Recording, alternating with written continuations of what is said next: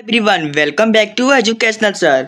तो आज हम सभी डिस्कस करने जा रहे हैं सेमेस्टर 2 बीबीएम के यूनिवर्सिटी का MJ2 फिजिक्स के 21 मोस्ट इंपॉर्टेंट क्वेश्चंस को। तो चलिए बिना टाइम वेस्ट की वीडियो को स्टार्ट करते हैं। लेकिन इससे पहले यदि आप हमारे चैनल में पहली बार आए हैं तो चैनल को सब्सक्राइब जरूर कर लें ताकि आपको इसे most important question exam oriented मिलते रहें। तो चलिए ये रहा हमारा क्वेश्चन नंबर 1। इसमें दिया गया है explain amplitude resonance and velocity resonance. Amplitude resonance क्या होता है? When a body is subjected to a forced vibration the amplitude of a vibration varies with the impressed frequency and amplitude resonance is the phenomenon in which the amplitude of vibration becomes maximum at a particular value of p. For all damping this happens when a p is equals to natural frequency of vibration of the body। यानी बोला क्या जा रहा है amplitude resonance. Resonance जो हो क्या होगा एम्पलीट्यूड रेजोनेंस। एम्पलीट्यूड रेजोनेंस यानी एक बॉडी है जो कि सब्जेक्ट है फोर्स वाइब्रेशन। यानी वाइब्रेशन यानी क्या एक स्प्रिंग को हम लेके डिस्कस कर सकते हैं कि क्या वाइब्रेशन स्प्रिंग को हम इस साइड खींचते हैं तो एक स्प्रिंग लेते इस साइड खींचेंगे मास को तो क्या एक वाइब्रेट होगा इस तरह से कुछ इस तरह से टू एंड फ्रो मोशन एक इस साइड से इस side about the mean position. तो वही बोल जा रहा है कि amplitude of vibration varies with the impressed frequency amplitude resonance is the phenomena. तो जो फिनोमिना होगा यानी इस तरह से जो वाइब्रेशन का जो फिनोमिना होगा जो घटना होगा इस तरह से इस साइड जाने आने टू एंड फ्रो मोशन का जो फिनोमिना होगा तो वो क्या maximum at a particular value P एक वैल्यू होगा यानी एक वैल्यू होगा जो कि पार्टिकुलर इट मीन्स इससे यदि हम इसे खींचते हैं इधर से तो इधर से खींचने के बाद to and fro motion exert करेगा यानी वाइब्रेट होगा तो एक मैक्सिमम वैल्यू आएगा यानी मैक्सिमम डिस्टेंस जो होगा ये पी हम मान लेते हैं जो मैक्सिमम डिस्टेंस। ठीक है मैक्सिमम डिस्टेंस जो होगा पी होगा जो मैक्सिमम होगा तो वही बोल जा रहा है maximum at a particular value of P for small damping. Damping मतलब क्या यानी डैम्पिंग का मतलब होता है रेजिस्टिव फोर्स। इट मीन्स बाहर का कोई फोर्स ना लग रहा हो। बाहर का फोर्स यानी एयर जो होगा एयर इट मीन्स एयर का जो होगा वो मतलब नेग्लेक्ट करना है। एयर का जो रेजिस्टिविटी होगा उसे नेग्लेक्ट करना है। मीडियम यानी वाटर इट मीन्स इस सबको नेग्लेक्ट करना। फ्रीक्वेंस यानी हमारा फ्रिक्शन जो हो गया वो सब फ्रिक्शन एयर वो सबको नेग्लेक्ट करते हुए तो वही बोल रहा है damping this happens when P equals to natural frequency. अब नेचुरल फ्रीक्वेंसी क्या होता है ओमेगा। ओमेगा के बारे में पढ़ेगा ओमेगा फॉर्मूला भी होता है 2π/T इस टाइप का। तो बेसिकली ये सब है तो happens when P is equal natural frequency of vibration of the body. ठीक है तो ये हमारा क्या होगा एम्पलीट्यूड फ्रीक्वेंसी एम्पलीट्यूड रेजोनेंस। अब क्या वेलोसिटी रेजोनेंस क्या होता है वो देखते हैं।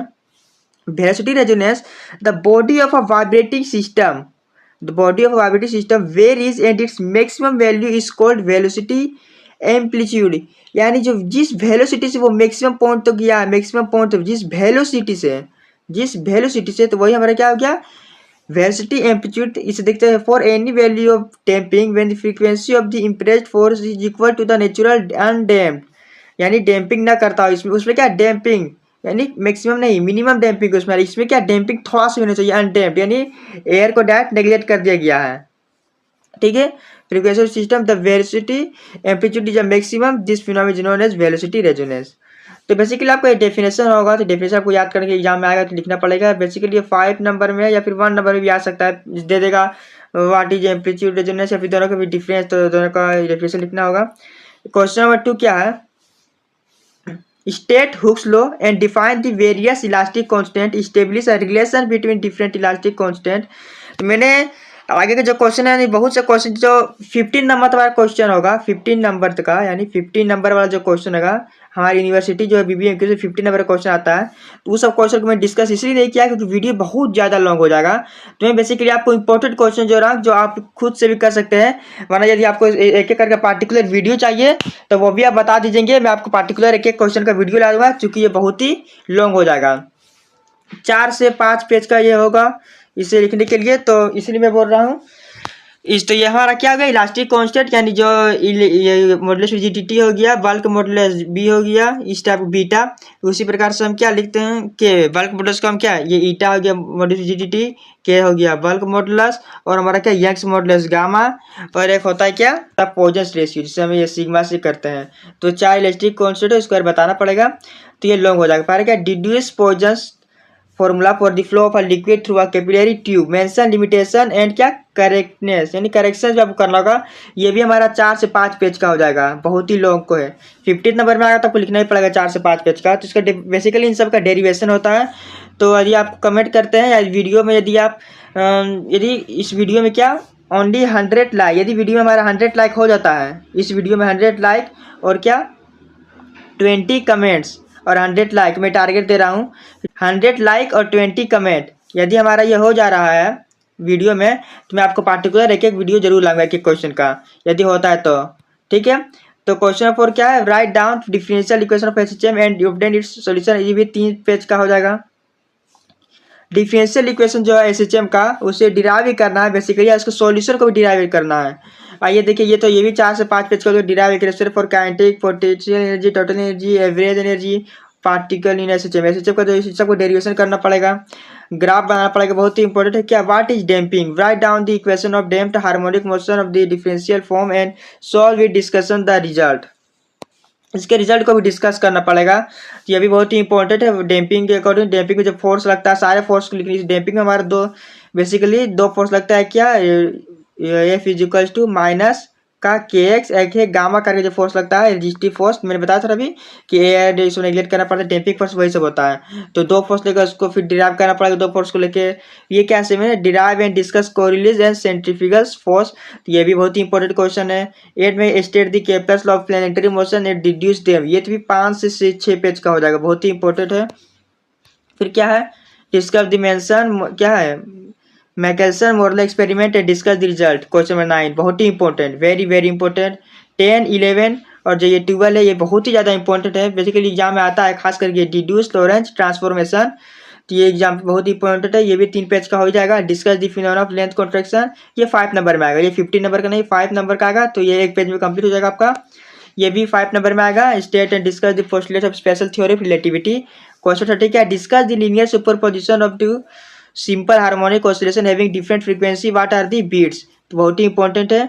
15 नंबर में है ये भी। ये 15 number, what are the Lissajous figures.